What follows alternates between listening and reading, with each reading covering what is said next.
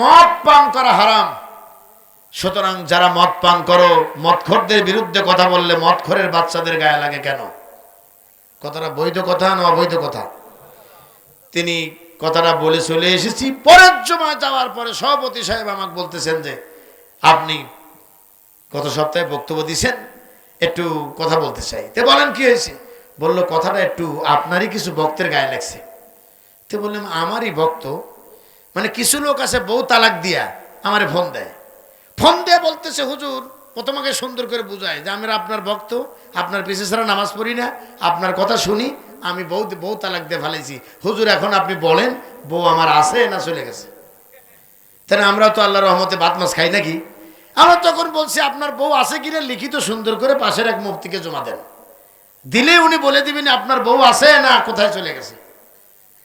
হুজুর আমরা আপনার ভক্ত এই হিসেবে কি একটু মাসালা একটু